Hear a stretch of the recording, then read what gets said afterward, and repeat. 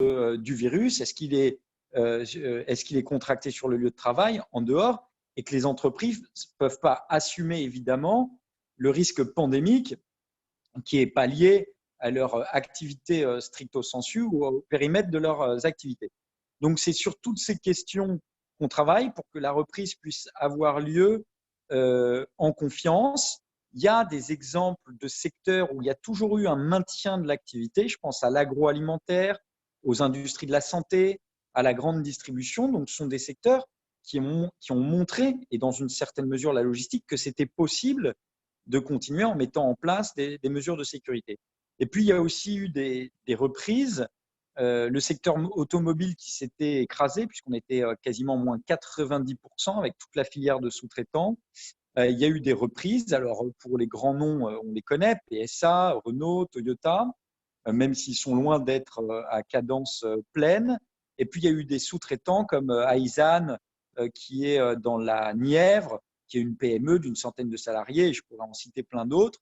Mais donc voilà, il y a quand même une reprise qu'on sent dans les chiffres. Les chantiers, j'en parlais tout à l'heure, qui étaient totalement à l'arrêt, donc on peut considérer qu'on était quasiment à 0%. Aujourd'hui, on est plutôt autour de 30% et c'est en train de monter en puissance.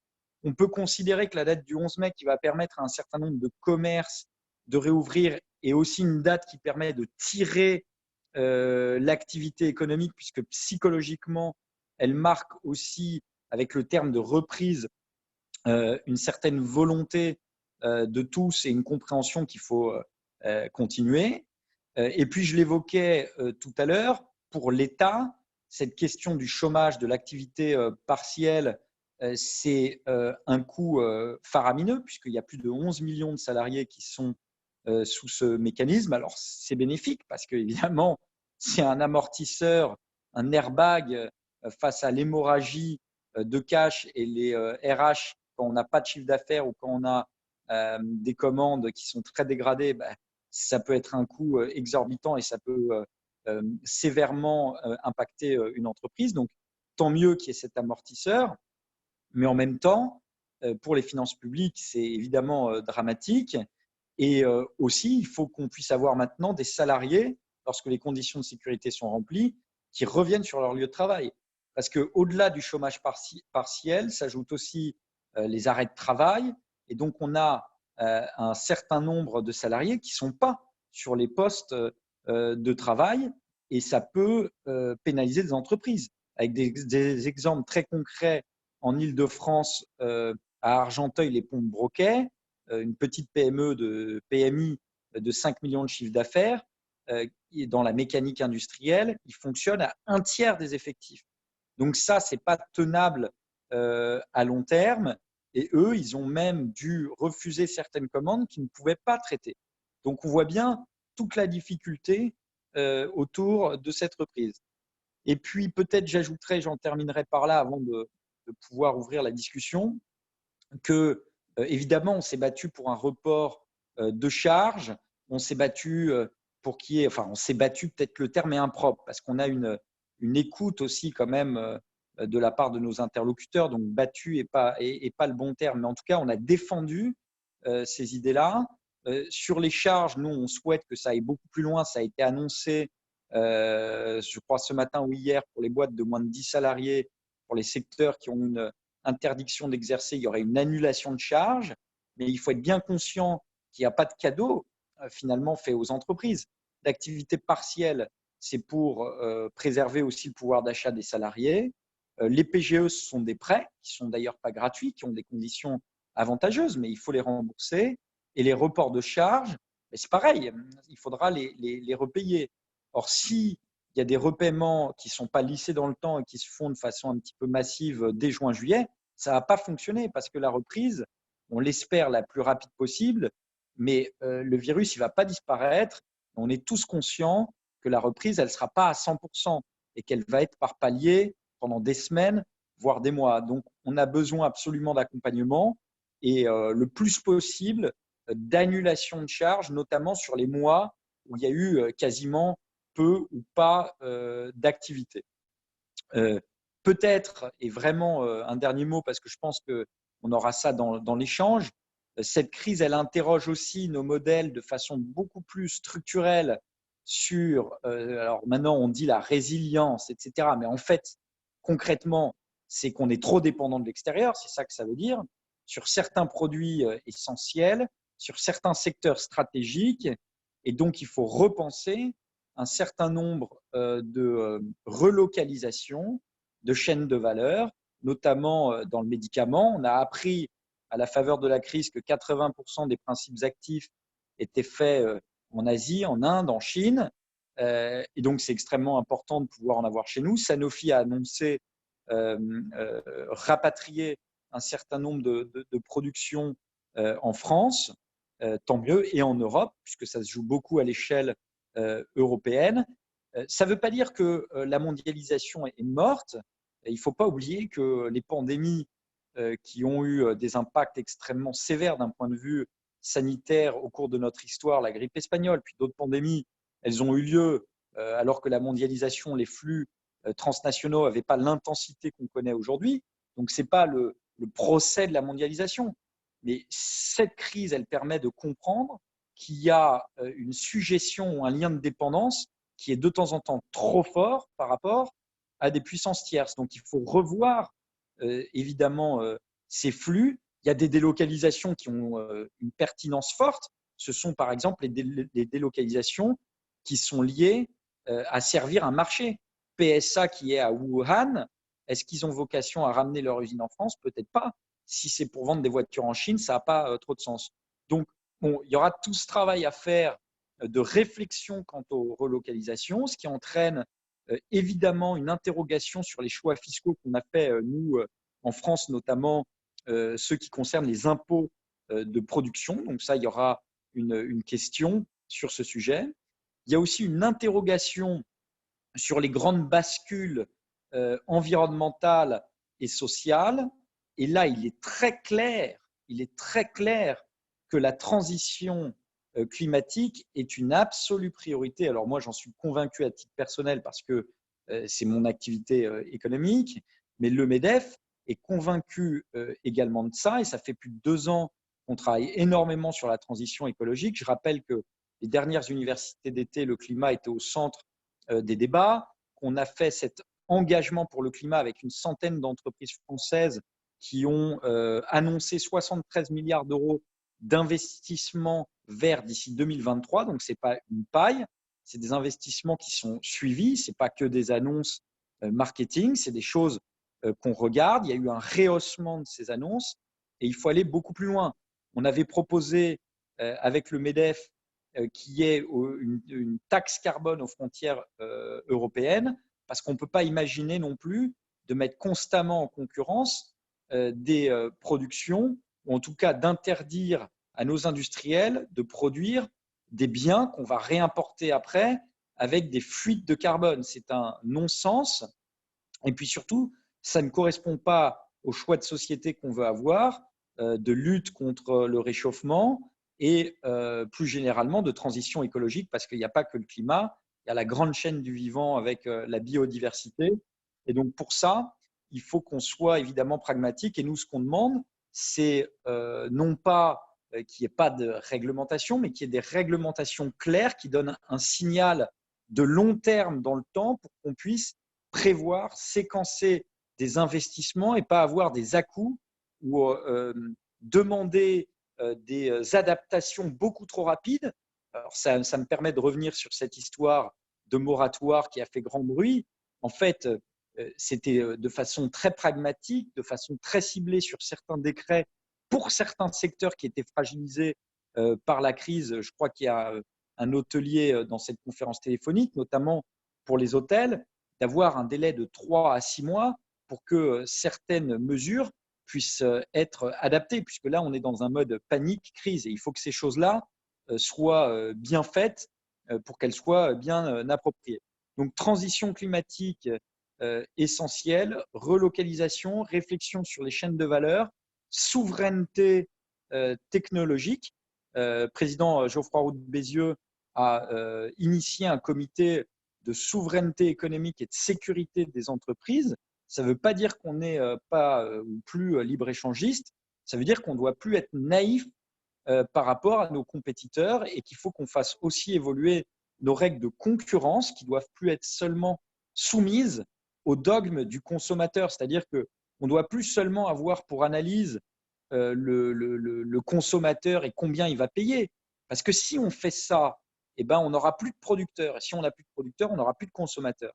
Je pense à la fusion Alstom-Siemens, par exemple. Vous savez, on importe 2/3 de nos biens manufacturés. Donc, ça fait 30 ans qu'on finance des déficits publics, qu'on finance la consommation des ménages par des déficits publics pour importer des biens manufacturés.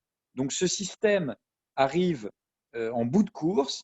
Et donc, c'est pour ça qu'on défend très fortement une politique de l'offre qui vise, à reconstituer le tissu productif en France, reconstituer les marges des entreprises en Europe pour qu'elles puissent investir notamment en matière technologique et numérique et environnementale, et pour qu'on arrête d'avoir ces importations dans des proportions aussi élevées, qu'on ait aussi des producteurs. Voilà, je m'arrête là. Peut-être qu'on peut faire tourner la parole et je serais ravi en tout cas d'échanger sur les différents points que vous avez en tête. Merci beaucoup Fabrice. Président, vous voulez réagir? Sinon, on a déjà des premiers commentaires et des adhérents qui ont envie de poser des questions. Oui, enfin non, réagir, non, je vais agir avec Fabrice le long de cette raison. Laissons passer l'interactivité avec les adhérents. C'est bien, allons-y. Ok, alors je vais commencer par les femmes, chefs d'entreprise. Et il y avait une première première interaction de Nadia. Donc Nadia, je vais t'ouvrir ton micro et puis tu vas pouvoir t'exprimer. Voilà. Ton micro est ouvert, Nadia. Tu n'as plus qu'à l'activer en bas à gauche de ta barre d'outils, en dessous de la vidéo. On t'entend. Vous m'entendez? C'est bon? On t'entend bien. Très bien. Salut. Bonjour. Bonjour Fabrice, bonjour Président, bonjour Candice, bonjour à tous. Alors, j'avais une petite question. Moi, je suis à la tête d'une agence de com avec une société, à la tête d'une société d'action simplifiée. Donc, j'ai été confinée il y a 2 mois comme tout le monde. Et puis, on a eu la bonne nouvelle de pouvoir bénéficier des 1 500 € pour les dirigeants qui n'avaient pas de chiffre d'affaires, puisque moi, j'ai fait 0 en mars, 0 en avril. Les clients étant fermés, etc., etc. Mais, bonne surprise, les dirigeants ne savent... Ah, je t'entends plus, Nadia. Ah, vous m'avez entendu? On a un problème, Nadia, là. Petit problème de micro.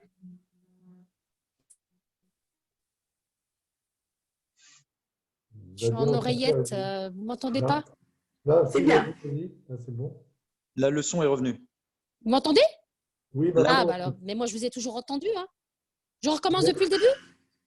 Non, tu disais Qu'est-ce que vous tu n'avez pas avais sollicité le forfait de 1 500 €, d'ailleurs, qui n'est pas à 1 500 €, qui a été rehaussé à plus à 5 000 € et je crois même plus dans certains cas. Hein. Oui, sauf que visiblement, les dirigeants de sociétés par action simplifiée ne sont pas, n'y ont pas droit. Ah oui, parce que tu es présidente de SAS, tu es mandataire. Ouais. Du coup, non seulement on ne fait pas de chiffre d'affaires parce qu'on a été confiné et les clients ne sont plus là, mais on est doublement pénalisé. Est-ce qu'on peut faire remonter ça? Parce que je pense que je Mais ne j'ai suis vu cette question passer, excuse-moi de ne pas avoir la réponse technique là tout de suite sur ça, mais je crois avoir vu ça passer plusieurs fois. Et donc, Candice, est-ce que toi, au niveau du MEDEF Seine-et-Marne, est-ce que tu as vu une réponse sur ce sujet? Sinon, on a mis en place une adresse covid19@medef.fr qui fonctionne très bien.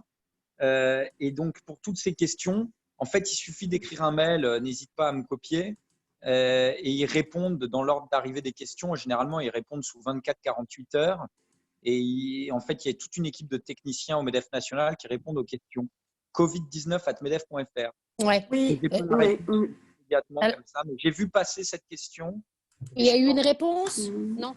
À mon avis, il n'y en a pas parce que je crois… Il y a une réponse, je ne sais pas si elle était négative ou positive, mais il y a une réponse qui avait été apportée. Candice, est-ce que toi tu as une idée? Vu sa tête, c'est non.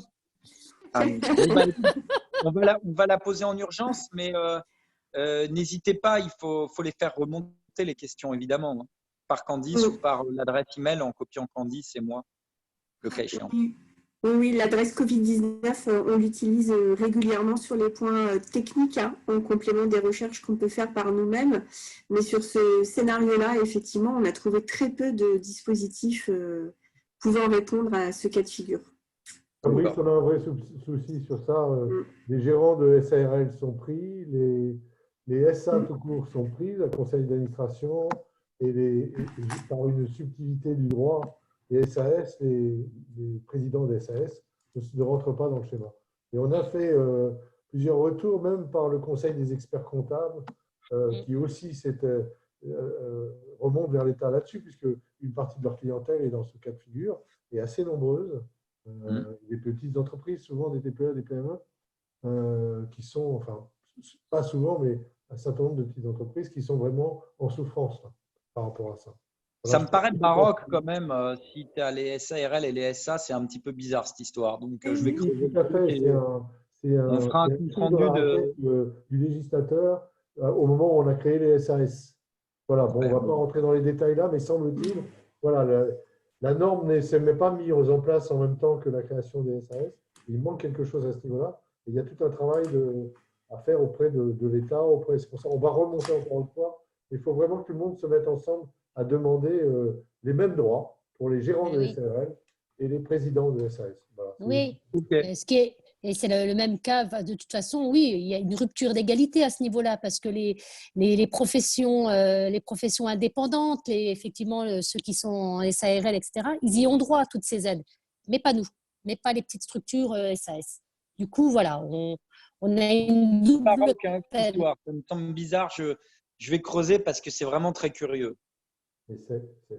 Alors, est-ce que c'est simplement un oubli du législateur ou est-ce que c'est intentionnel? En tout cas, il n'y a rien dans le… On a reperdu ton son. Bon, mais je crois qu'on a compris. On a compris le message. On a compris le message. Vous avez compris, c'est bon. Tu peux couper le micro, Candice. En même temps, Fabrice, c'est plus prudent. En même temps, Fabrice, Nadia qui vient de parler, est présidente des FCE 77 et membre de mon conseil d'administration et représente la femme chef d'entreprise au MEDEF de Céléron. D'accord. Ok. J'ai bien vu les mains levées de M. Debrez et de Sylvie Salini. Je vais juste passer dans l'ordre. Donc, dans l'ordre, j'ouvre le micro de Céline Romain. Ah, Céline, on t'écoute. Oui, bonjour. Bonjour Fabrice. Bonjour. Déjà, c'est super. J'étais très contente de voir qu'il y ait une rencontre entre toi et Jean-Marc sur le sujet. Moi, la question que j'apporte, en fait, c'est où en est-on par rapport à la prise en charge de l'État de l'allocation de chômage partiel? Parce que nous, alors, on est très contents parce qu'en tant que société de portage salarial, le MEDEF nous a vraiment aidé à ce que nos consultants puissent avoir le droit, même nos consultants en CDI, d'avoir le droit au chômage partiel. Donc ça, c'est génial. Mais là, on entend qu'il va y avoir une baisse de prise en charge. Alors déjà, pour les entreprises classiques, forcément, c'est complexe. Nous, c'est d'autant plus complexe que le consultant, il facture son chiffre d'affaires. Donc en fait, s'il ne facture plus rien et qu'il est au chômage partiel, il va falloir que… l'on prenne sur nos propres deniers le complément. Donc là, c'est carrément impossible pour nous. Donc, qu'en est-il aujourd'hui de la négociation? Est-ce que tu as des nouvelles par rapport à ça et par rapport au taux de prise en charge qui va arriver? Écoute, c'est un vrai bon point. Ce n'est pas un sujet simple parce que nous, évidemment, on est pour une indemnisation la plus élevée possible et la plus large possible via l'activité partielle, mais en même temps, il y a aussi, je ne sais pas comment le dire avec des mots choisis pour ne pas être dans la caricature ou incompris, mais en même temps, il y a certains chefs d'entreprise, c'est aussi une réalité, qui nous disent nous, on a du mal, les conditions, c'est peut-être l'effet, c'est peut-être que justement ce système a été trop élargi, trop étendu ou fonctionne très bien, on a du mal à faire revenir des salariés.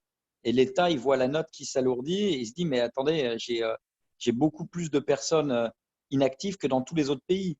Et puis, il y a peut-être alors une minorité d'entreprises, une petite minorité, mais ça existe aussi, comme toujours, dans toute les catégories de la population, de chefs d'entreprise qui abusent un peu du système. Donc tout ça cumulé fait qu'on aimerait que pour ceux qui en aient besoin, il y ait la possibilité d'avoir le maximum au-delà du 1er juin. Et ça, on l'a dit très fortement, très clairement, à de nombreuses reprises. D'ailleurs, après le discours du Premier ministre à l'Assemblée nationale, qu'il l'a dit au détour d'une phrase, cette histoire de l'activité partielle. Et au détour d'une phrase pas du tout claire. Il n'a pas dit on va la baisser, il n'a pas dit de combien, il a dit on va revoir le mécanisme à partir du 1er juin pour accompagner la reprise. Donc, un truc en fait qui voulait rien dire de précis, qui est ce qu'on appelle dans le langage politique un ballon d'essai, tout simplement. Et donc, sur tout son discours, nous, c'est bien sur ce point-là qui est vital pour un certain nombre d'entreprises qu'on a rebondi en disant c'est pas possible. Alors, peut-être qu'à partir du 1er juin, il y aura certains aménagements. On a quand même assez peur. Ils ont poussé les boîtes à demander le chômage partiel de façon forte en disant quoi qu'il en coûte, etc. Aujourd'hui, je crois que l'État il dépense 3 milliards d'euros par jour. Donc, je crois que l'addition est tellement salée qu'ils se rendent compte aussi que ça commence à poser un vrai sujet. Et donc, du coup, il y a vraiment cette tension. De toute façon, la réalité, c'est que ce mécanisme d'activité partielle, s'il reste à des niveaux aussi élevés, il devra diminuer en quantité de gens qui l'activent. Et donc, ce qu'on espère, c'est que l'activité économique reprenant en mai, il y ait une baisse du nombre de personnes qui soient en activité partielle pour qu'ils ne changent pas forcément les niveaux d'indemnisation et que ceux qui demeurent en activité partielle, ça demeure les mêmes niveaux. Mais il y a un risque qu'on suit de très près et on se battra sur ça si jamais ça pose des risques systémiques. Il peut y avoir un certain nombre de boîtes qui vont au tapis si on commence à rogner dans les indemnisations et dans le remboursement qu'on leur fait. Est-ce qu'il ne pourrait pas y avoir une approche, ou est-ce qu'en tout cas, on ne pourrait pas, au niveau du MEDEF, avoir une position à minima d'approche sectorielle? Parce que, par exemple, la restauration, on sait très bien qu'ils ne vont pas rouvrir tout de suite. On ne peut pas leur demander de prendre en charge une partie des salaires alors qu'ils n'ont même pas le droit d'ouvrir. Alors, les secteurs qui sont… Oui, alors ça, c'est le cas le plus facile. Mais je dirais qu'ils n'ont jamais imaginé toucher au mécanisme d'activité partielle pour les secteurs qui sont interdits d'exercer.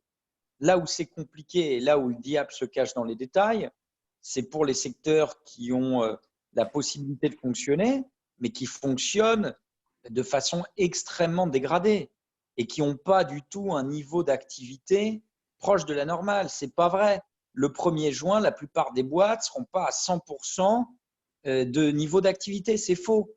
Donc, il faut le prendre en compte. Et si on met 100% de la masse salariale avec un niveau d'activité qui n'est pas à 100%, avec les 3 mois qu'on vient de vivre, qui suivent également, il faut s'en rappeler, les problématiques liées aux grèves des retraites, je pense particulièrement aux commerçants et aux gilets jaunes, c'était des années qui n'étaient pas extraordinaires pour notamment certains secteurs du commerce. Donc, il faut regarder ça dans les détails. Le piège, c'est qu'il n'y a pas de réponse unique et qu'en même temps, ça ne peut pas être, on garde le système d'activité partielle à 100% comme ça pour tout le monde. Donc, il y aura forcément une sortie en filet. Peut-être que le 1er juin, c'est trop tôt, mais il y a un moment donné où ce système il va devoir être activé par moins de monde. Et c'est pour ça que nous, on se bat. Merci Fabrice, en tout cas, ouais, bien sûr, je suis d'accord avec toi sur le fait qu'à un moment, il faut que ça s'arrête. C'est pas possible de continuer comme ça. Christophe, pour compléter ton propos, Fabrice, effectivement, ça dépendra des métiers. Il faudra peut-être réajuster, non pas de façon aussi globale qu'aujourd'hui. Et aussi, on pourrait imaginer que dans certains cas, il y a une cotation de part possible par rapport à la capacité de reprise du travail pour influencer de plus en plus, à accompagner la reprise du travail et pas influencer de plus en plus le reste en arrière de la population salariale. Parce que ce n'est pas forcément si simple que ça de faire revenir parfois les gens au travail. Il y a une problématique qui arrive de ce côté-là qu'on a déjà eu, me semble-t-il, pour un certain nombre d'entre nous en 2008. Tristan, si tu veux poser ta question et intervenir peut-être pour ton secteur. Bonjour à tous, vous m'entendez? Oui. Un petit peu plus fort, Tristan, si c'est possible. Est-ce que là, c'est bon? C'est super, t'entend. Tristan. Alors, Tristan Godefroy, je représente la société Amix Événements. On est dans le joyeux secteur de l'événementiel qui est en plein boom en ce moment. On a 0 commande sur tout le mois d'avril. On a une diminution de plus de 75% sur le mois de mars, puisque tout s'est arrêté dès la première semaine. Et on n'a aucune prévision, à part une installation prévue à partir du déconfinement. Ça, c'est sur tout le mois de mai et juin. Voilà, et aucune visibilité. Donc, on prévoit, nous, sur le secteur, on prévoit de toute façon un redémarrage pour les événements, quelques événements peut-être sur le mois de juin, juillet. Sinon, l'activité va sûrement reprendre au mois de septembre avec, avec peut-être 50-70% de nos habitudes d'événements jusqu'à au moins décembre. Ça, c'est ce qui est à peu près prévu sur le secteur. Et on ne pense pas faire un 100% au mois de décembre. Ouais, c'était juste pour faire un tour à peu près de ce qui avait été, de ce qu'on a prévu un petit peu. Moi, c'était une question sur l'annulation des charges qui avait été que je voulais poser. On a parlé tout à l'heure des fermetures administratives. Tous les établissements qui ont une fermeture administrative vont avoir la possibilité de voir leurs charges peut-être supprimées. Mais pour tous les fournisseurs en fait de ces établissements, est-ce que ça va être le même cas? Est-ce qu'il va y avoir la possibilité pour eux qui n'ont pas de fermeture administrative mais qui n'ont pas de commande, comme ma société, d'avoir par exemple cette annulation de charges ou pas déjà? Oui, normalement, c'est déjà le cas. Hein, c'est déjà possible. En fait, toutes les entreprises qui ont eu plus de 70% de baisse de leur chiffre d'affaires par rapport à la moyenne de l'année 2019 sont éligibles, entre guillemets, à l'annulation. Je parle bien d'annulation de charges. Okay. Sauf que c'est pas, c'est là la subtilité, c'est pas automatique, c'est étudié au cas par cas. Donc la demande, tu dois la faire absolument auprès des services fiscaux compétents pour demander l'annulation de tes charges parce que tu dois avoir plus de 70% de chiffre d'affaires compromis ou perdu et ça doit être assez facilement démontrable. Oui. Donc, tu as déjà fait la demande? Non, j'ai pas fait la demande. Et puis, c'est vrai que là-dessus, je suis un peu passé à côté. J'ai regardé plein d'autres choses, mais je suis passé à côté de ça et j'ai pas fait la demande. Tu as modifié, tu as mis tu as mis tes charges à zéro ou alors comment tu as fait? Tu as fait un report, toi, de charges? Ouais, j'ai prévu, j'ai mis toutes mes charges en fait lors du paiement à zéro pour le moment. J'ai demandé un report automatique. Ouais. Il serait bien, c'est que tu fasses quand même assez rapidement le dossier. Hein, j'ai quasiment plus de, enfin, sur le mois de mars, j'en ai, sur le mois d'avril, j'en ai quasiment aucune. Parce que, ça vaut le coup de le faire même ouais. pour mars. Hein, là, il faut. C'est ce que je vais faire. C'est ce que je vais faire. Et j'avais peut-être une autre question sur laquelle j'allais la poser. C'est sur, il y a une grosse problématique sur d'autres dans le secteur. Donc après avoir discuté avec plusieurs sociétés, ils s'inquiètent sur leur endettement.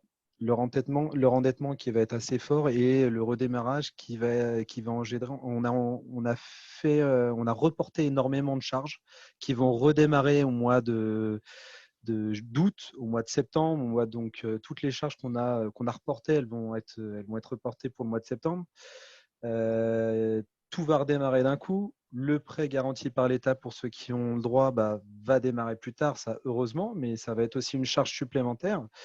Et ça fait partie des questions que je pose à côté pour le moment. Mais est-ce qu'on va aujourd'hui avoir la possibilité de peut-être de bénéficier d'un plan d'épurement de certaines charges ou est-ce que… Écoute, en tout cas, on est tout à fait conscient que, ne serait-ce que parce qu'on a aussi des entreprises et dans certains cas, on fait les mêmes processus dans nos boîtes, qu'il va y avoir une sorte d'un effet de compression si tu as ton niveau de charge habituel plus des rattrapages, pour le dire simplement. Et donc, il va y avoir un énorme risque, un énorme effet ciseau qu'il faudra éviter. Le truc, c'est qu'on est quand même dans une crise où on essaye de sauter un obstacle après l'autre, même si c'est frustrant, même s'il faut avoir une vision globale, même s'il faut avoir une vision de moyen et long terme, etc. La réalité, c'est qu'on était dans une hémorragie et qu'on était en train de mettre un garrot. Et d'ailleurs, l'hémorragie, elle n'est pas totalement terminée parce que ça peut repartir et on peut se retrouver à faire du stop and go. Et donc, la visibilité, elle est directement liée à la réalité sanitaire et au fait qu'on doive repartir en confinement ou pas, ce qu'on n'espère surtout pas, au fait qu'on trouve des solutions, notamment des vaccins ou qu'on trouve des traitements pour atténuer ou pour baisser les charges virales, etc. Donc, les réalités sanitaires, moi je ne suis pas du tout expert médical, mais en tout cas, ces réalités-là, elles ont une influence sur tous ces cycles économiques. Et donc, pour le moment, c'était vraiment l'airbag, c'est-à-dire de mettre sous cloche les boîtes qui avaient un risque de mourir tout de suite. Donc, activité partielle, report de charge, PGE pour mettre un flux de trésorerie.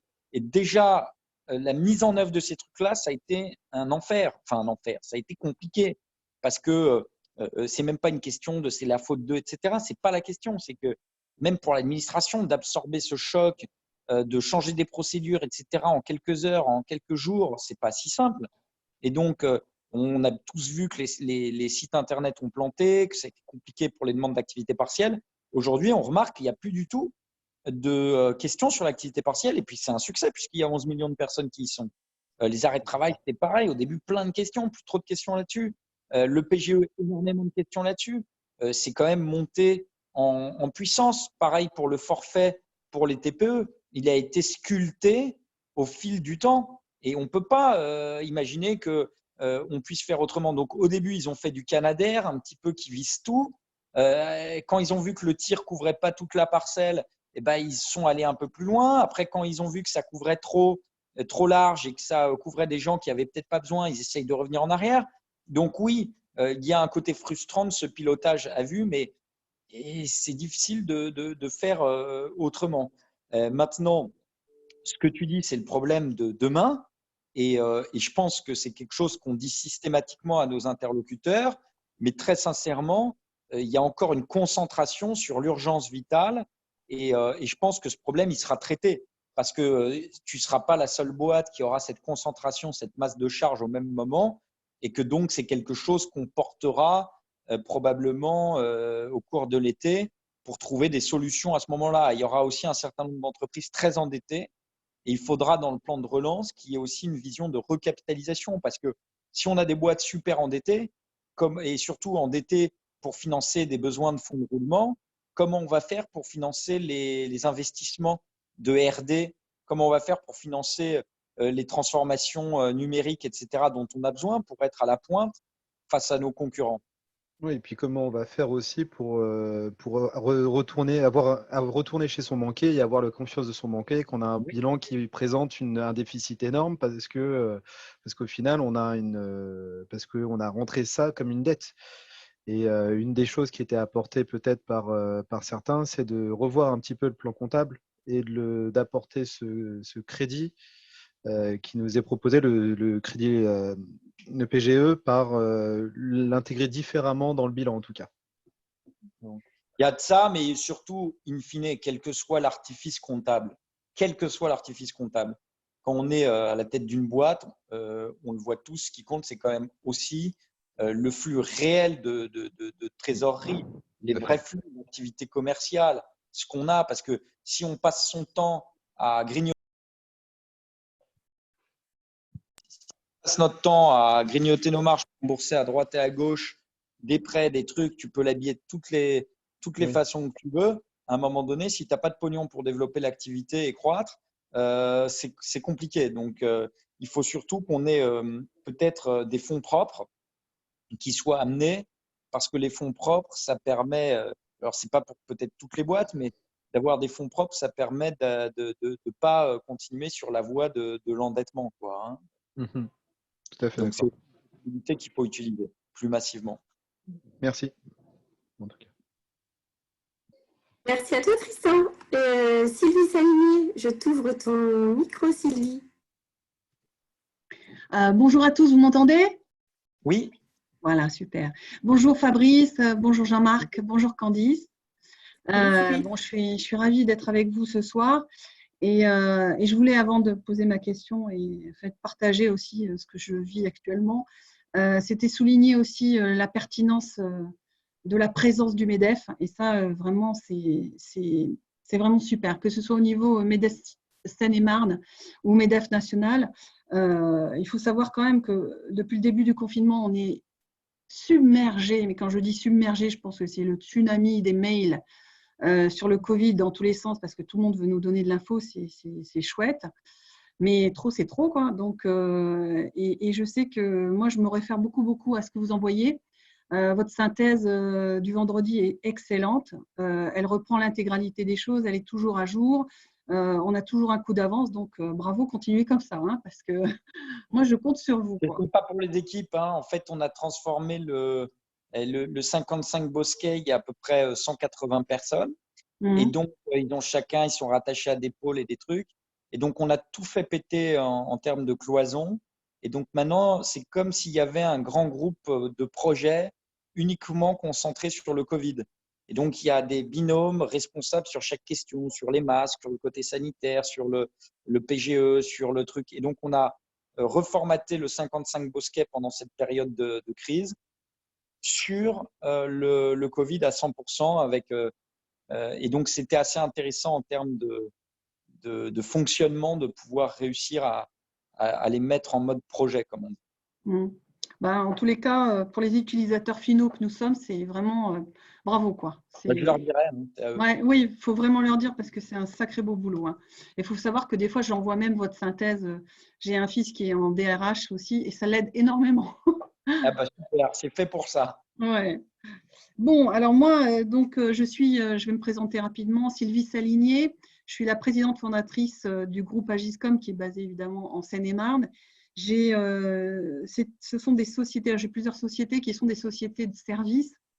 Je travaille pour des grands donneurs d'ordre, dont la plus grande et la plus importante pour moi, ce sont le remplacement des compteurs Linky. Je travaille pour Enedis. D'accord. J'ai à peu près 150 personnes, un petit peu partout en France. Voilà.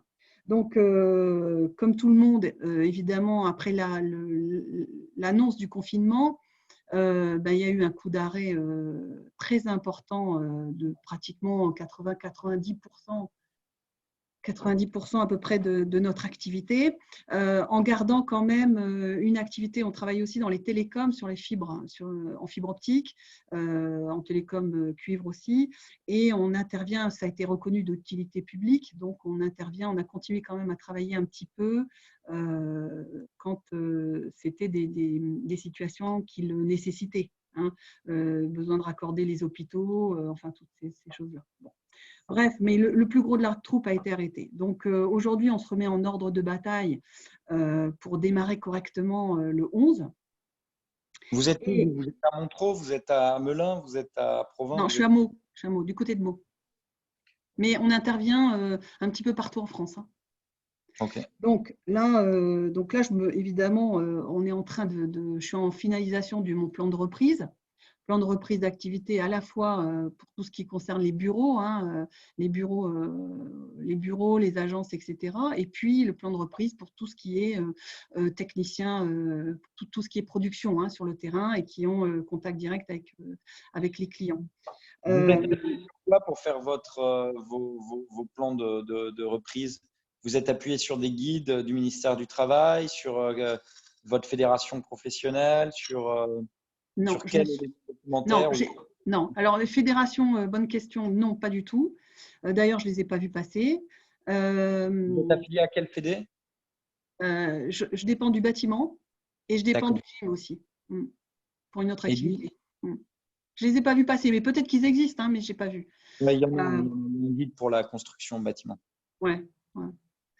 Oui, je suis là. Bon, c'est un petit peu un hasard hein, que je sois dans le bâtiment, mais bon, c'est du second œuvre. Bon, voilà.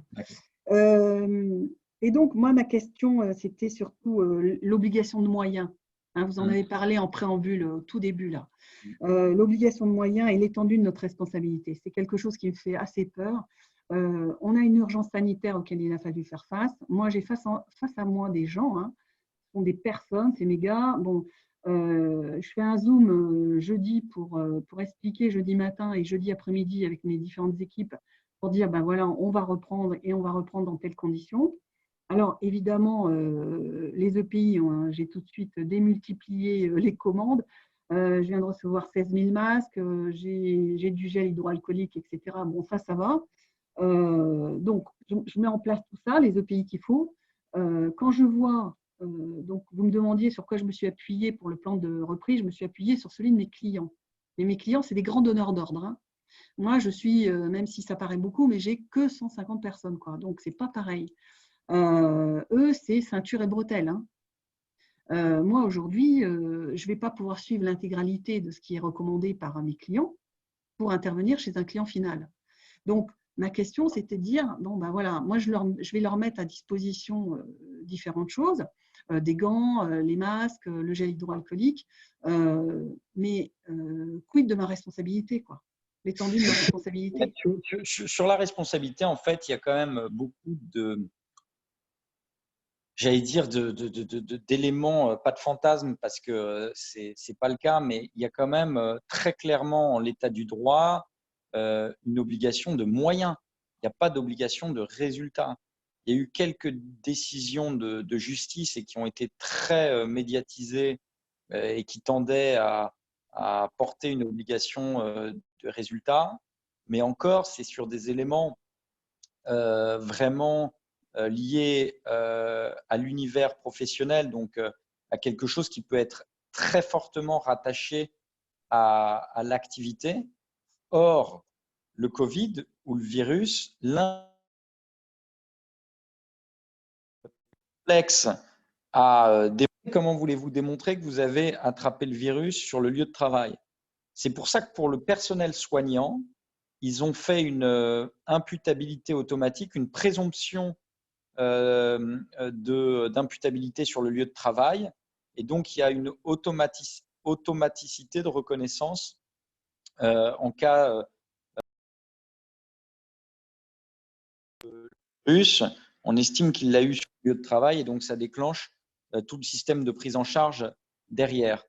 Pour ce qui concerne les entreprises, en l'état du droit, c'est le système habituel. Donc, il y a un comité médical qui doit se prononcer et ça va être très, très, très compliqué de prouver qu'un salarié… Et d'ailleurs, c'est pour ça que la demande des syndicats, c'est qu'il y ait automatiquement cette reconnaissance en maladie professionnelle. Et on s'y oppose avec la plus grande vigueur parce que ça peut faire varier, moduler le taux de cotisation pour certaines boîtes de façon mais dramatique. Et donc ça, on est contre pour une raison qui est simple, ça serait que ça serait de transférer le coût de cette pandémie à la charge des entreprises pour quelque chose qui n'est pas du tout lié à une activité. C'est pas comme si quelqu'un se déchiquetait un doigt dans une broyeuse parce que la machine n'a pas les équipements de détection nécessaires, qu'il n'a pas le gant de protection approprié. Là, la situation est très claire et probablement qu'un juge se prononçant, l'obligation de moyens n'a pas été respectée et que le dirigeant serait condamné, peut-être même pénalement. Mais en tout cas, pour le Covid, on est loin de ça. Comme il y a tout ce débat, ce stress, cette zone grise, cette un peu incompréhension, on pousse avec d'autres organisations patronales pour qu'il y ait des clarifications et qui est un petit peu comme pour les maires. Je sais, vous avez dû regarder l'actualité. Il y a une demande des maires de ne pas être entraînés dans toutes ces questions de responsabilité. Sinon, ce qui va se passer, c'est que les maires vont avoir la main qui tremble, donc la décision publique va être paralysée. Et ce qui va se passer, c'est qu'un certain nombre de chefs d'entreprise, ne souhaitant pas risquer leurs responsabilités, vont retarder cette reprise, qui serait une catastrophe pour notre pays, parce qu'on a déjà du retard par rapport à nos voisins. C'est ça, il faut vraiment comprendre que dans notre pays, la chute a été plus violente, plus brutale et plus rapide qu'ailleurs. Ça a été vraiment un effondrement. Et donc, il faut réussir rapidement à se remettre de ça. Donc, sur la responsabilité, en clair, aujourd'hui, pas d'obligation de résultat, obligation de moyens.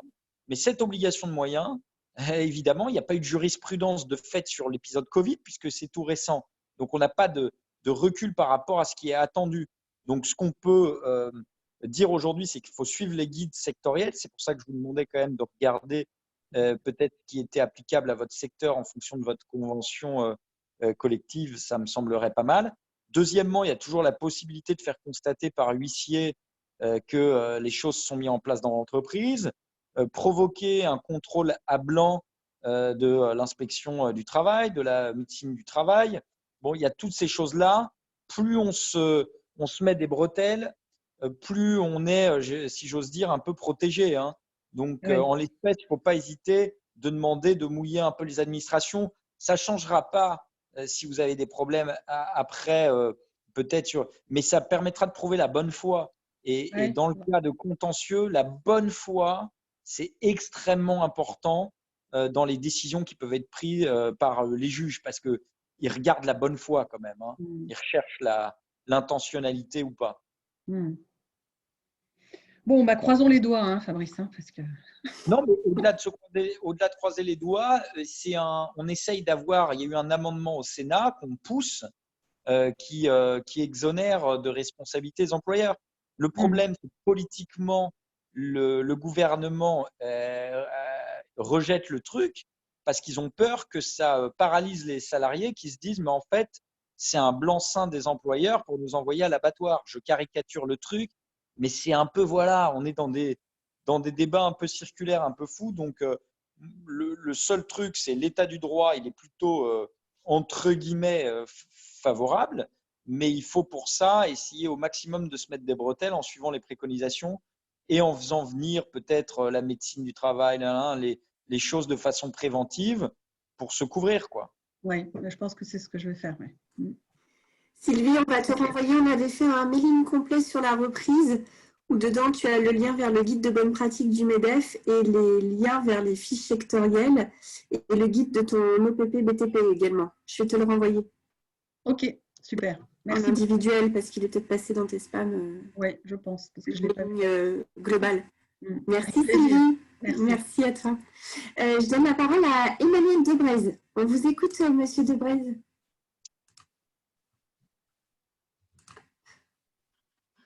Est-ce que vous m'entendez? On vous entend parfaitement. Super. Bonjour à tous, bonjour Président, bonjour Candice et bonjour Fabrice. Emmanuel Debrez, société Strati, à Volpénil, à côté de Melun. D'abord, merci beaucoup pour cette réunion fort intéressante et ce débat riche.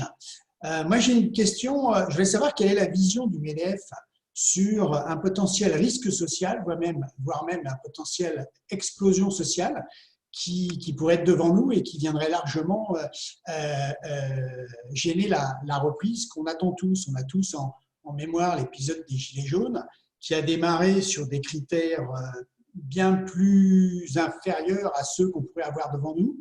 Donc, et nous, chefs d'entreprise, qu'est-ce qu'on pourrait faire pour éviter ça? Quelle est la vision du MEDEF là-dessus?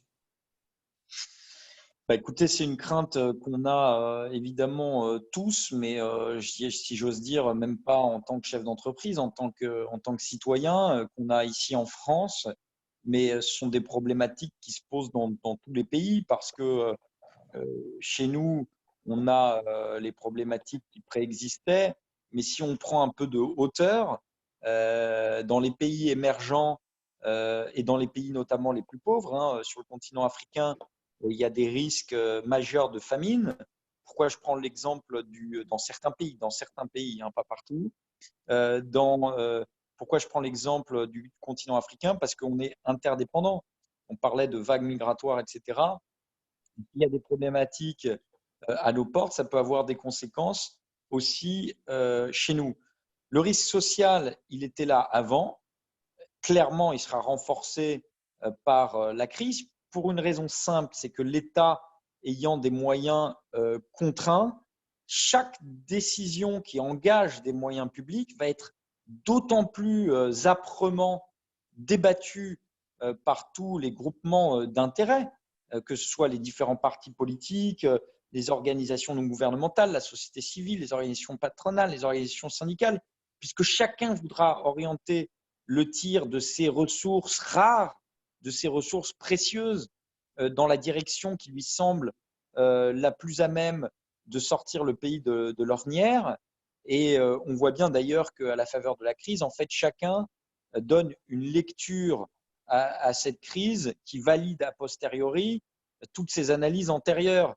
C'est-à-dire que concrètement, la France insoumise ou le Parti communiste ou les Verts ou les Républicains ou le Rassemblement national ou la CFDT ou même le MEDEF, on utilise beaucoup finalement nos grilles de lecture précédentes pour expliquer la crise, pour les valider a posteriori et pour dire donc les solutions qu'on proposait sont celles qu'il faudra utiliser. Et ce n'est pas la bonne façon de faire, évidemment. C'est pour ça que peut-être que le MEDEF n'a pas été très présent sur la partie proposition à date de la sortie de crise, mais c'est parce que le président a souhaité qu'il y ait une vraie réflexion qui soit un petit peu différente de tout ce qu'on a dans les tiroirs et qu'on fasse du recyclage de ce qu'on a. Et il a créé un groupe qui s'appelle Renaissance et qui va être composé de 15 personnalités extérieures au MEDEF, des économistes, des philosophes, des sociologues, des géographes, plutôt des intellectuels.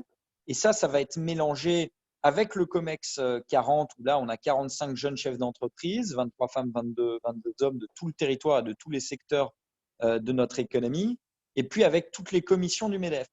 Et ça, c'est un travail qui va durer entre 2 et 3 mois et qui devrait permettre d'avoir des propositions un petit peu différentes et qui prennent réellement en compte les impacts de la crise.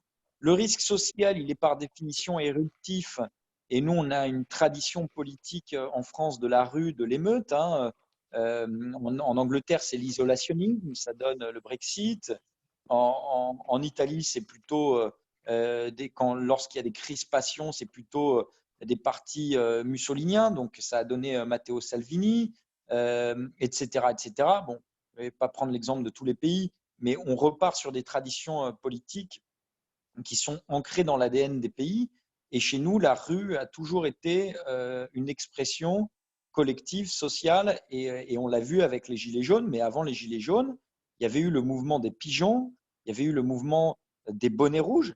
Ça n'a rien à voir, tous ces mouvements, mais c'était quand même des mouvements qui dépassaient les corps intermédiaires dont on fait partie et qui posent aussi une question plus générale sur le débat public et l'état du débat public dans une société de l'information continue, des réseaux sociaux, où il devient de plus en plus difficile d'émettre des opinions sur où il devient de plus en plus difficile d'avoir un débat sur des faits objectifs, de mettre en avant des faits scientifiques, rationnels, et où la perception l'emporte très souvent. Et donc, si la perception l'emporte, la bataille de la communication est prédominante, puisque toute cette accélération de l'information horizontalise les opinions, et chacun, il y a un relativisme absolu, où chacun peut dire un petit peu ce qu'il pense, et tout ça a la même valeur dans ces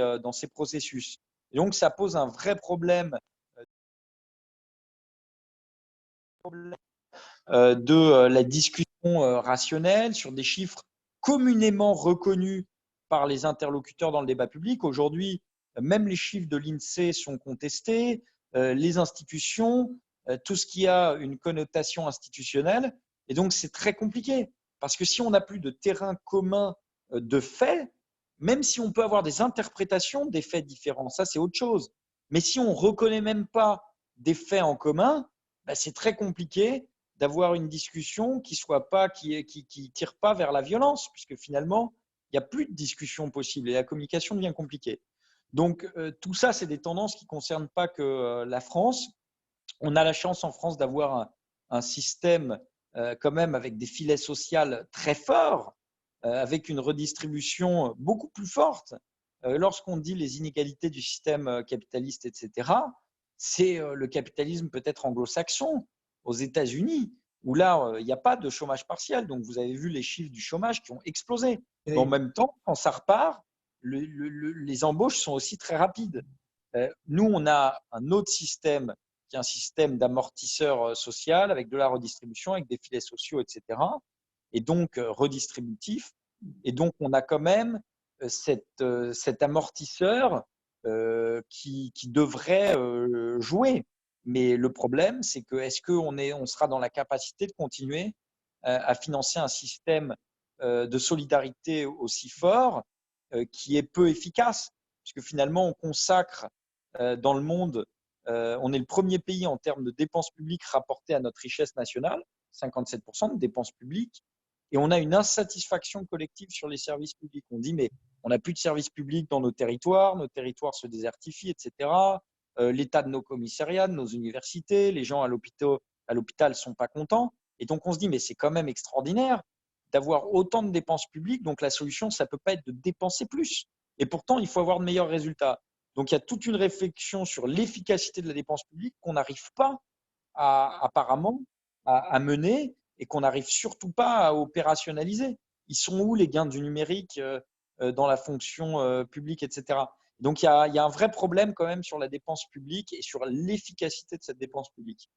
Et peut-être, comme vous avez commencé à le dire, le rôle des médias sera capital. Oui, mais les médias, c'est un reflet, c'est un miroir des évolutions aussi de nos sociétés. Hein. Bon, tout est un peu lié de toute façon. Donc, c'est un peu circulaire, quoi. Eh bien, merci. Merci.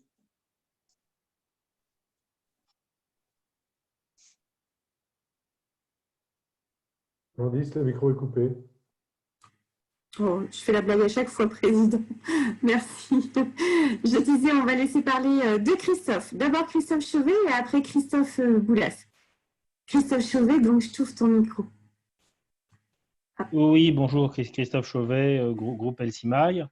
Nous, notre travail, on est un groupe de 400 personnes dont le siège est à Melun et c'est un groupe qui est dans la nouvelle économie puisque depuis son origine, c'est un groupe qui est dans le numérique et qui s'investit depuis de nombreuses années sur la question de la réindustrialisation. Ce sujet, il y a quelques années, à peu près 4-5 ans, a repris beaucoup de vivacité avec l'idée de la mise en place de ces technologies numériques et de cette industrie du futur qui laissait ouvrir la porte à une réflexion sur la réindustrialisation, la capacité de retrouver en France un outil productif qui a fortement été dégradé. Aujourd'hui, on a un nouveau sujet qui est apparu, que l'État a levé, c'est cette notion d'industrie souveraine. Et je crois que fondamentalement, même si nous apportons des solutions et des réflexions, il est tout à fait essentiel de réfléchir aujourd'hui à la capacité d'investissement des entreprises et des industriels, parce que pour réindustrialiser, il faut investir.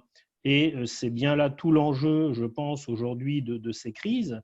On constate quand même que cette capacité d'investissement n'est pas aussi évidente que cela.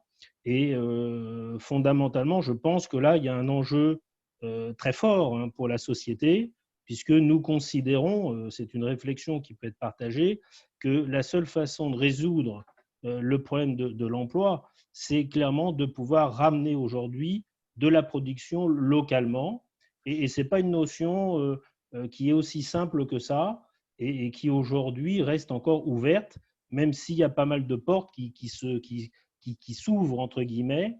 On ne voit quand même pas encore un grand élan dans ce secteur-là. Oui, je rebondis sur ce que vous dites parce qu'il faut, oui, pour la relocalisation, mais il faut faire quand même attention parce que la création d'emplois, ce n'est pas seulement la relocalisation, il y a aussi beaucoup de créations d'emplois qui sont liées à l'exportation, au fait qu'on puisse exporter. Je prends des exemples très simples, hein, mais aujourd'hui, les industries de la mode et du luxe, notamment le groupe LVMH, le groupe Kering, ils ouvrent des ateliers partout en France, hein, à Charleville-Mézières, en Charente-Maritime, partout en France, il y a des petites villes qui revivent, hein, parce qu'il y a des micro-usines ou des usines, hein, des ateliers qui sont réouverts par ces industriels de la mode et du luxe. Ces entreprises, elles vendent très majoritairement à l'export. 30% de leur chiffre d'affaires, c'est la Chine, par exemple. nos plus grandes entreprises, alors notre pays, il est fait de PME, de TI, c'est elles qui créent le plus d'emplois d'ailleurs, mais les grandes entreprises qu'on a en France, elles sont très importantes. Les 100 plus grands groupes qu'on a, c'est 2 millions de salariés. Ces 100 plus grands groupes, ils sont à 75% hors de nos frontières.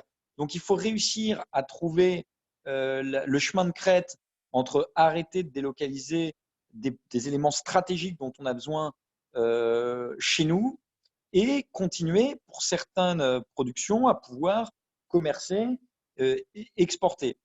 En 10 ans, on a eu 411 relocalisations. Et si cette question vous intéresse, je vous conseille de regarder ce que fait Trendéo, qui est une entreprise spécialisée qui suit justement les mouvements de relocalisation et de délocalisation. Le solde net est favorable aux délocalisations. Et depuis 2-3 ans, on voit puisque vous évoquiez l'industrie, que la France recrée un solde net de sites industriels pour la première fois depuis peut-être 25 ou 30 ans. Mais ça, ce n'est pas que lié aux relocalisations, c'est lié aussi aux créations ex nihilo de projets industriels en France. Donc, ce n'est pas forcément le fait de prendre une usine du Vietnam et de la remettre en France. Puisque je vous ai dit, il n'y a que 411 projets en 10 ans. Là où on a un motif d'espoir, et c'est l'industrie du textile, par exemple. L'industrie du textile, par définition, c'était une industrie dans les années 70-80 où on disait que c'était à faible valeur ajoutée. Quand il y a eu les accords multifibres du GATT et les accords OMC, la Turquie, la Tunisie ont déversé des produits textiles.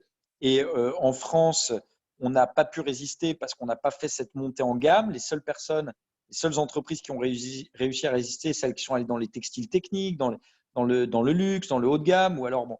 Et donc, du coup, beaucoup de problématiques sur ce secteur. Des départements entiers ont été sinistrés. Et on voit bien qu'aujourd'hui, notamment dans les Vosges, pour la première fois, il y a eu un solde de création nette d'emplois. Il y a eu 3 ou 4 000 emplois nets créés, donc c'est en faisant la balance suppression-création, en 2018 dans l'industrie du textile. Et aujourd'hui, d'ailleurs, on est bien content d'avoir des industries du textile en France pour la production de masques. Donc ça, c'est un exemple parmi tant d'autres. Est-ce qu'on va réussir à le faire partout? Je ne sais pas. En tout cas, il faudrait qu'on fasse une cartographie de ce qui est nécessaire d'avoir chez nous. On est très content d'avoir une autosuffisance alimentaire et d'avoir une industrie agroalimentaire puissante. On est heureux d'avoir Sanofi. Par contre, on n'est pas très content quand on sait que 80% de nos principes actifs sont faits à l'étranger et qu'on peut avoir de temps en temps des pénuries sur certains médicaments et qu'on a des stocks tampons de 3 mois. Quand on n'a pas de crise sanitaire, on ne s'en rend pas compte. Et donc, ça, c'est un petit peu problématique. Mais pour avoir une relocalisation, on n'échappera pas à reformater toute la philosophie fiscale qu'on a. On voit bien que notre fiscalité, elle est héritée du XXe siècle et qu'elle n'a pas passé le cap numérique. D'ailleurs, il y a des asymétries de concurrence, vous qui êtes dans le numérique, entre les géants du numérique qui se jouent des règles transnationales et qui finalement ne payent pas leurs impôts. Je ne vais pas les nommer, mais on sait tous à qui je pense et à qui on pense. Ce qui fait qu'on a une érosion des bases fiscales taxables dans les pays et donc une augmentation de la charge fiscale pour les entreprises qui demeurent à la main de l'État. Donc concrètement, les PME, les entreprises qui, elles, ne peuvent pas faire des montages transnationaux, finalement, elles se retrouvent à payer plus de charges fiscales. Puisque comme cette base-là a une assiette moins grande, ceux qui demeurent dans l'assiette, ils en payent plus. Et ça, c'est un grand problème, évidemment, qu'il faut traiter à l'échelle internationale. C'est pour ça que nous, au MEDEF, on a soutenu la taxe GAFA, qui n'est pas une solution parce que c'est une taxe assise sur un chiffre d'affaires. Mais en tout cas, on ne peut pas rester les bras croisés par rapport à ça. Et donc, très probablement que la solution est une taxation minimale au niveau de tous les pays industrialisés, au niveau mondial. Mais effectivement, ça pose aussi la question, je le disais tout à l'heure, des impôts de production, qui sont quand même un handicap majeur. Quand on parle du succès de l'Allemagne, gros succès de l'Allemagne, notamment à l'exportation, ils ont 245 milliards d'excédents commerciaux, on a 70 milliards de déficit. c'est aussi en partie lié à leur système fiscal. Eux, ils taxent plus la richesse une fois qu'elle a été produite, pour le dire de façon simpliste. Et nous, avec ces impôts de production, on la taxe plus en amont. Ça pose des problèmes.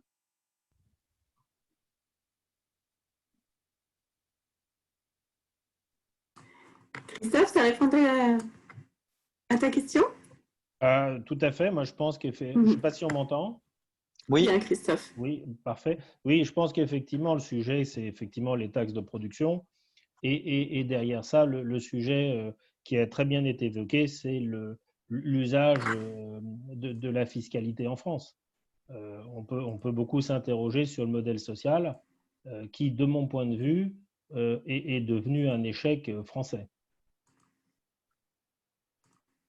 En tout cas, pour dire par rapport à l'argent qui est investi, le retour, parce que il y a des choses dans ce système qui existent, mais par rapport à l'argent investi, c'est ça le problème, c'est que le retour n'est pas au niveau de ce qui est investi. Et c'est ça qui nous pose question. Oui. C'est le rendement de la fiscalité qui n'est pas au rendez-vous. Mais je crois que ça a très bien été exprimé, avec en plus sur les sujets régaliens, des vraies difficultés qui seront, à mon sens, probablement à la source de chocs sociaux qui vont être prochains. On les ressent dans la société. Et là, je crois qu'il y a un vrai sujet. Mais pour l'instant, je ne crois pas que beaucoup de personnes soient en capacité de gérer la problématique.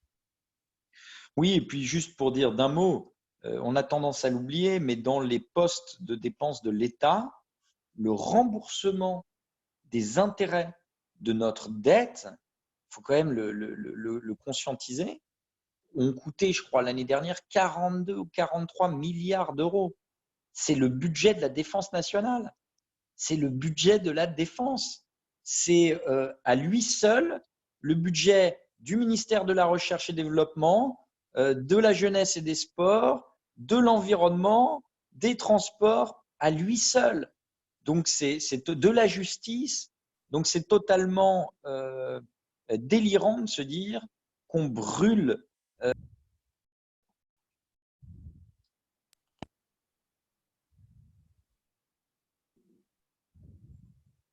Candice.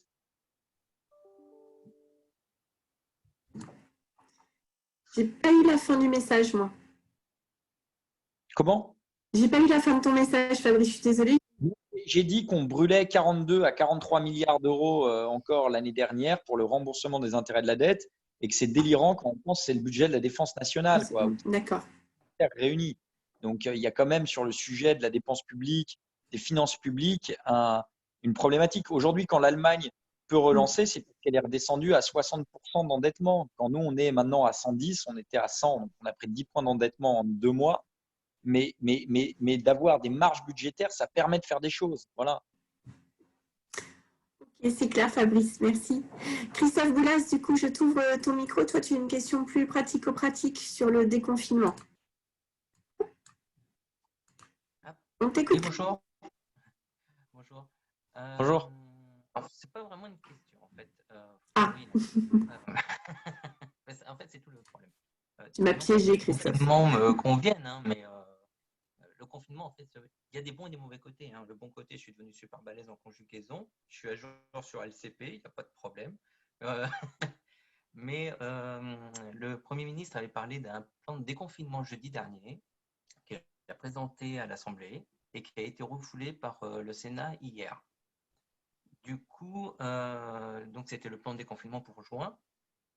Comment on pourrait estimer en fait l'avenir pour juin, vu qu'il va y avoir des gardes d'enfants, du chômage partiel. C'est un peu. Alors, la ministre du Travail tout à l'heure a expliqué que pour juin, ils ne savent pas où ils en sont, clairement. Mais au point de vue des entreprises, qu'est-ce qu'on pourrait au moins espérer pour les parents qui devraient garder les enfants ou le télétravail, le chômage partiel? C'est pas toujours très clair, hein, mais le plan de déconfinement, il a été rejeté par le Sénat, mais en la matière, c'est l'Assemblée nationale dans notre système politique et parlementaire qui a le dernier mot. Donc, et puis on est dans un système particulier puisqu'on est dans un état d'urgence. Donc le gouvernement et l'exécutif peut décider par voie d'ordonnance. Donc de toute façon, je ne crois pas que ça remette en cause le plan de déconfinement ou l'exécution du plan de déconfinement. C'est plus une problématique politique du gouvernement avec le Sénat, d'affichage public, de communication. Mais en tout état de cause, je ne crois pas que ça remette en cause le calendrier qui a été présenté, les lignes directrices qui ont été présentées à l'Assemblée nationale par le Premier ministre. Sur l'activité partielle, j'en ai parlé tout à l'heure, donc j'y reviens pas, c'est un peu le flou, on ne peut pas vous répondre, mais je ne crois pas qu'ils vont arrêter d'un coup sec et brutal, sinon ça va être très compliqué et ça va être même pour eux, parce qu'il y aura une révolte des bénéficiaires, des salariés. Les entreprises ne pourront pas payer la différence. Pour les gardes d'enfants, c'est pareil, le système ne pourra pas continuer à subventionner des gens qui sont obligés de garder leurs enfants. Je sais que c'est compliqué, même avec le télétravail, etc. Mais le fait est qu'un certain nombre d'écoles réouvrent et que, évidemment, les écoles ne sont pas des garderies, c'est des lieux pour apprendre, pour transmettre des savoirs. Mais en même temps, si les écoles ouvrent, normalement, ça doit permettre à une partie de parents qui sont salariés de pouvoir aussi retrouver une normalité si j'ose dire, de routine quotidienne. Donc, bon, je ne connais pas votre situation personnelle, ça ne me regarde pas, mais le fait est que sur les gardes d'enfants, les structures d'accueil normales doivent être en juin opérationnelles. Ouais, non, nous, à la maison, nous, on est assez tranquille là-dessus. Il n'y a que l'enfant qui est asthmatique, donc pour nous, c'est compliqué sur ce point. C'est un public fragile, donc dans ce cas-là, je crois que c'est parti. Alors, il a un PAI qui est en place. Peut-être dans la liste soit des salariés qui ont des fragilités, vous pouvez être en arrêt de travail. Si c'est votre enfant qui a une fragilité reconnue, il y avait une liste des fragilités qui étaient reconnues et qui ouvrait droit à un arrêt de travail automatique. D'accord. Bon, pour le moment, ça va, on est tous les deux en télétravail, donc ça ne gêne pas. Mais c'est vrai que j'ai 21 salariés et tout à l'heure, le Premier ministre expliquait qu'il n'y avait qu'un tiers des parents qui remettraient les enfants à l'école. Du coup, ça pose une question, c'est est-ce qu'il y aura assez de travail pour tout le monde? Parce que si un tiers des enfants retournent à l'école, ça veut dire qu'il y a 2 tiers des parents qui sont aussi à la maison. Vous êtes dans quel secteur, vous? La mode. On distribue des lunettes sur 47 pays. D'accord. Ouais. Écoutez, je pense aussi que les gens, ils ont besoin d'avoir confiance et de voir que c'est possible. On n'est même pas encore le 11 mai, les écoles n'ont pas réouvert. Donc, il va y avoir aussi un phénomène d'attentisme. Et si au bout de quelques heures ou de quelques jours, les choses se passent bien, peut-être que ça va donner confiance. On est aussi sur un système de confiance et il y a beaucoup de choses qui sont fondées sur la confiance. D'ailleurs, regardez le discours du président de la République qui a fait que le lendemain, tout s'est arrêté. Et que voilà, ça a totalement marqué les gens. Guerre, etc. La peur a gagné les esprits. Et du coup, ça a bien fonctionné pour le confinement, mais presque trop bien. Donc aujourd'hui, il y a cette peur et cette peur, elle se gagne de temps en temps, elle est fondée sur des effectifs, de temps en temps, elle est irrationnelle. Et donc ça se gagne pas à pas par la confiance. D'accord. Et alors, vous n'avez certainement pas la réponse. J'ai un de mes salariés, sa femme a été testée positive au Covid il y a 8 jours. Donc, ils ont eu les résultats avant-hier. Christophe, on t'entend pas bien. Une semaine. Tu peux parler plus près, Christophe, de ton micro. Ouais. Très, très bas. C'est mieux comme ça? Vas-y. Oui. Donc, j'ai un VRP. Sa femme était testée au Covid. Elle a été testée en fait il y a 8 jours. Il a eu les résultats avant-hier. Donc, elle a été positive. Elle est en milieu hospitalier. Ils ont 2 enfants également. Sauf que son employeur, elle n'est pas mise en arrêt. Donc, elle est positive. Elle a eu des symptômes, mais il y a 3 semaines. Alors, je ne sais pas, vous n'avez peut-être pas la réponse là-dessus. Si elle travaille en milieu, mais c'est automatique. Ouais. Non, elle est en EHPAD. Elle est en EHPAD, ils l'ont laissé, donc ils l'ont équipé de gants et de masques, enfin tout ce qu'il faut. Le problème, c'est qu'elle est toujours positive en ayant eu des symptômes il y a 1 mois. La Normalement, elle question doit est être plus du côté scientifique. en quarantaine. Hein. Il n'y a pas beaucoup de questions là-dessus. C'est clair, c'est net. Elle est testée positive, elle doit être en quarantaine. Et pour le coup, si on parlait de responsabilité, si l'employeur est informé qu'un salarié est positif et continue à le faire travailler, là, je donne pas cher de sa peau. Ok. Bon, donc Bien on va sûr, mettre notre version en quarantaine. Tester positif, c'est quarantaine. Hein. Et dans les guides de bonne pratique, je crois qu'aujourd'hui, s'il y a un salarié où il y a des symptômes, donc je ne vous dis même pas tester positif, il doit être immédiatement isolé. Des brigades doivent être prévenues, il doit être mis dans une salle particulière. Chaque entreprise doit avoir un protocole lié au fait d'isoler quelqu'un qui présenterait des symptômes. Donc, quelqu'un qui a été testé positif. Et c'est la quarantaine normalement. D'accord. Oui, parce que du coup, lui, il a eu des symptômes également. Et le 11, il compte bien reprendre son travail. Non, mais je pas, l'heure tourne. Si ça ne t'ennuie pas, Christophe, il y a encore 2 personnes qui n'ont pas pris, qui aimeraient Moi, j'aurai l'occasion de revoir ça après. Ouais, je te conseille de nous rappeler sur notre service juridique. Tu sais, on vous accompagne aussi sur ces sujets-là, Christophe. Ah oui, tout le temps, c'est super d'ailleurs.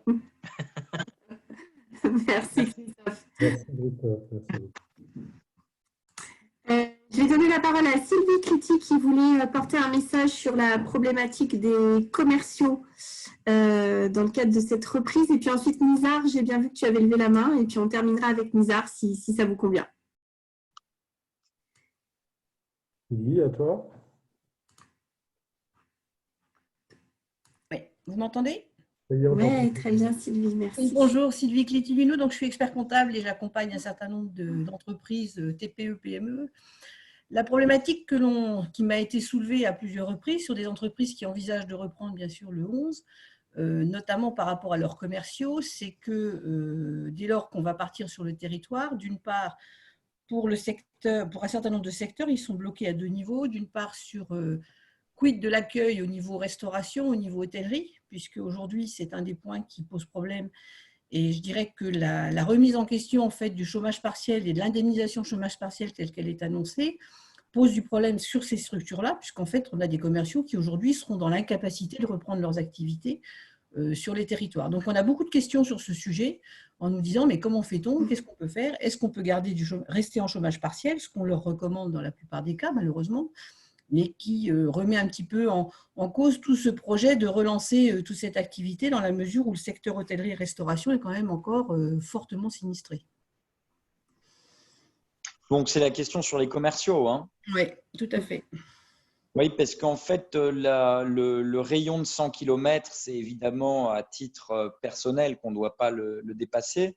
Par contre, pour des motifs professionnels, effectivement, il y a une possibilité de se déplacer en France à partir du moment où ils sont entre guillemets impératifs ou qu'on ne peut pas faire autrement. Seulement, ce que vous dites, c'est que c'est bien beau de se déplacer, mais il faut pouvoir se restaurer et dormir. Sur la question de la restauration, il y a déjà eu un précédent en fait pour les routiers. Si vous vous en souvenez, il y avait une problématique des routiers qui disaient mais si on n'a pas d'aire de repos pour dormir, si on n'a pas de point de restauration, ça ne va pas être possible. Et donc, il y avait eu une attention particulière du ministre des Transports pour que les stations-service, etc., puissent proposer des services de restauration. Et je crois qu'il y a quelques offres hôtelières ou d'hébergement sur les autoroutes qui sont, me semble-t-il, restées ouvertes pour cette raison. Alors évidemment, ce n'est pas du tout la même ampleur de ce que vous dites parce que les commerciaux, ça nécessiterait d'avoir beaucoup de points d'hôtellerie ouverts et ce n'est pas ce qui est prévu. Est-ce que du coup, ils ont prévu, je n'ai pas la réponse précise à votre question, hein. Du coup, c'est plus une réflexion et c'est une demande que je ferai à l'issue de cette conférence téléphonique pour essayer de vous apporter des précisions. Est-ce que du coup, ces commerciaux peuvent avoir des hébergements de type location chez des particuliers ou dans des structures plus petites qui ne sont pas censées accueillir du public de façon massive? C'est peut-être ça la solution, un hébergement dans des locations auprès de particuliers. Je pense qu'à ça pour le moment. C'est ce qu'on a commencé à regarder d'ailleurs, hein, nous, pour certains de nos adhérents qui ont pas d'interdiction de location des particuliers hein, sur des locations individuelles. Donc, je pense que la solution pour les commerciaux à court terme, c'est que ça. Et puis, pour la restauration, pour le coup, il y a quand même des points de restauration, tous les restaurants quasiment, en tout cas à Paris. Donc, je ne pourrais pas me dire si c'est le cas à Melun ou à Provins, mais je pense que ça doit être le cas. Il y a des services à emporter, donc il y a un certain nombre de restaurants qui restent ouverts pour les services à emporter. Donc, pour les commerciaux, il pourrait y avoir quand même des possibilités de se nourrir et de se loger, même si compliqué. Merci Fabrice. Lisa, allez. La question, excusez-moi, de l'ouverture des hôtels, il n'y a pas encore de date très claire. Nous, on espère que début juin, on aura une date plus claire pour l'ouverture des hôtels-restaurants de tous ces secteurs. On espère que la saison, même si plein d'hôtels ne pourront pas sauver la saison parce que ça ne s'ouvre pas comme ça, comme un interrupteur en une seconde, mais on espère que juillet-août, ça pourra être ouvert. Okay. Merci pour cette précision, Fabrice. Nizar, je te propose de clôturer le débat. Je t'ouvre ton micro et ça sera notre dernière question-réponse.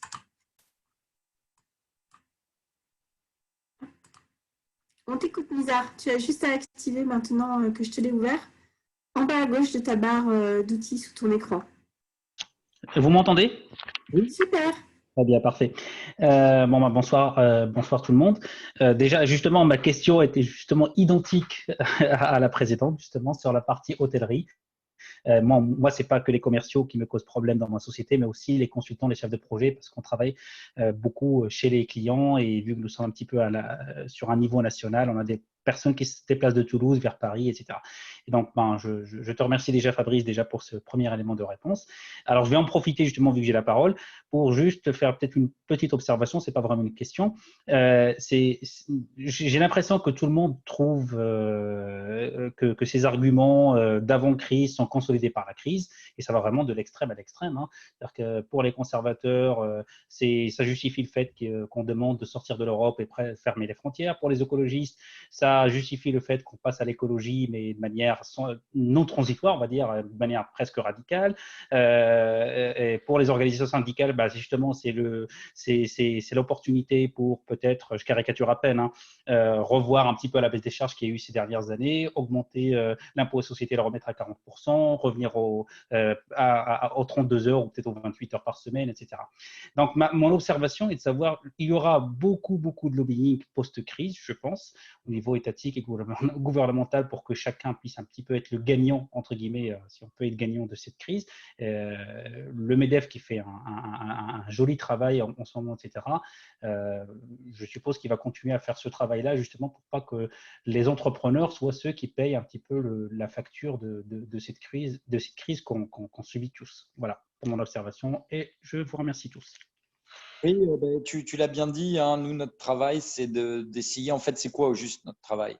C'est par nos actions de plaidoyer auprès des influenceurs, des décideurs, des autorités politiques, de faire en sorte que l'encadrement pour les entreprises, le cadre dans lequel opèrent les entreprises, soit le plus simple possible, le plus souple possible pour que ces entreprises puissent se développer. Puisque au fond, on croit que les entreprises sont un facteur de développement de notre pays positif. On pense que sur un certain nombre de problématiques, notamment environnementales, au sein de nos entreprises, il y a la capacité d'avoir des solutions en faisant de l'innovation, parce qu'on a plein de chercheurs dans les entreprises, parce qu'on a des capitaux, parce qu'on a la capacité de financer les innovations, parce qu'on a surtout aussi les doigts sur les boutons. Hein. Par exemple, je ne sais pas moi, CMA, CGM, quand ils décident de réduire la vitesse de leur bateau, ils ont un impact immédiat sur le climat parce que c'est eux qui sont en capacité, c'est eux qui ont les flottes de bateaux. Donc, les décisions des entreprises ont un impact rapide, immédiat dans la vraie vie et donc on ne peut pas faire sans nous. Et c'est pour ça qu'on souhaite avoir la capacité de pouvoir prendre des décisions, investir, etc. Et l'erreur, ça serait évidemment de mettre un coup de matraque sur les entreprises. Un, on ne réglera rien des problématiques et des défis qu'on a devant nous. Et deux, on aggravera la crise sociale. Il y a 20 millions de personnes, de salariés dans ce pays, donc il y a 20 millions de personnes qui ont besoin des entreprises pour vivre, qui ont leur salaire payé par les entreprises. En termes de recettes fiscales, les entreprises sont les premières contributrices. S'il n'y a pas les entreprises, on finance comment les actions de solidarité qui sont nécessaires? Donc, on a besoin de ces entreprises. Et il faut faire en sorte seulement de passer peut-être d'un capitalisme consumériste à un capitalisme des solutions qui soit soumis aux impératifs environnementaux. Et d'ailleurs, cet environnement ou cette transition écologique, ce n'est pas une contrainte, ça peut être un levier aussi, un levier de business, un levier d'innovation, d'exportation, de singularisation de notre offre France par rapport à nos compétiteurs. Il faut plutôt qu'on soit les leaders de cette transition qui, de toute façon, arrive, qu'on le souhaite ou pas, et qui touchera tous les pays. Donc, tout le monde aura besoin de produits et de services qui sont rattachés ou liés notamment à cette thématique. Voilà, je ne veux pas être trop long et puis il me reste 4% de batterie pour être tout à fait franc. Donc, je voulais vous remercier d'avoir passé tout ce temps avec moi. J'essaierai d'avoir les quelques réponses sur lesquelles j'avais pas les quelques questions sur lesquelles je n'avais pas de réponse, d'avoir des éléments plus concrets. Et puis, juste remercier vraiment Jean-Marc et Candice. Moi, je suis ce que vous faites en Seine-et-Marne et je vois qu'il y a beaucoup de travail d'abattu. Donc, bravo, merci. Et puis, ce n'est pas parce qu'on a fait cette conférence qu'on ne peut pas en refaire une. Donc, s'il y a besoin d'un point de suivi dans les prochaines semaines, n'hésitez pas, on peut le faire dans un format beaucoup plus court de 30 minutes, de 45 minutes, en évitant le monologue de première partie et en allant directement sur les questions-réponses. Voilà, je vous remercie tous et je vous dis à très bientôt, peut-être en Seine-et-Marne physiquement. Ah oui, Fabrice, j'ai une proposition à te faire, je te rappelle. Ok, super. Salut Jean-Marc, au revoir à tous. Salut Nadia. Salut, merci à toi, vraiment. Merci. Au revoir. Au revoir à tous. Au revoir tout le monde. Au revoir tout le monde. Merci d'être passé. Merci d'avoir vu des témoignages. Merci pour tout. À très bientôt. On organisera de nouveau ce genre de rencontres plus larges, plus au niveau national, peut-être même au niveau Île-de-France la prochaine fois. On n'est pas mort de fatigue. Des questions. Eh bien, écoutez, Président, tout le monde se déconnecte petit à petit, donc je vous souhaite une bonne soirée, Président. Vous aussi, embrassez votre fille pour moi. Je dis que le Président l'embrasse. Je vais lui dire, vous savez à quel point elle aime les présidents. C'est une personne de goût.